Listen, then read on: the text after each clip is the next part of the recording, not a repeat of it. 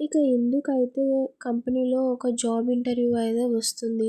ఇక అదే విషయం ఇక స్వాతితో అయితే డిస్కస్ చేస్తూ ఉంటుంది.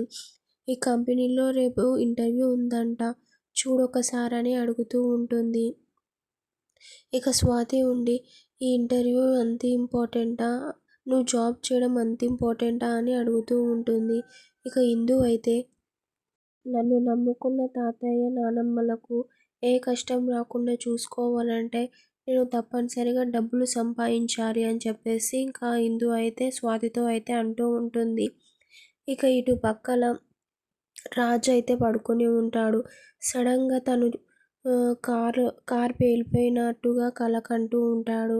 రీసెంట్గా వాళ్ళు అలానే చనిపోయారు కాబట్టి అలానే అతనికి డ్రీమ్ అయితే వస్తుంది. సడన్గా అయితే లేస్తాడు. లేసి ఇక ఫేస్ వాష్ అయితే చేసుకుంటాడు. అప్పుడే తను వచ్చి, అలా కంగారు పడుతున్నావేంటి, వచ్చింది కలే కదా అని అడుగుతూ ఉంటుంది.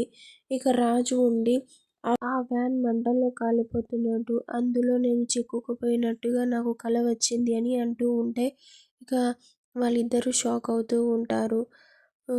వాడికి అదే కల ఎందుకు మళ్ళీ మళ్ళీ వస్తుంది, వాడికి కావాల్సిన వారు దగ్గర అవ్వబోతున్నారా అని ఇంకా తనైతే అంటూ ఉంటుంది.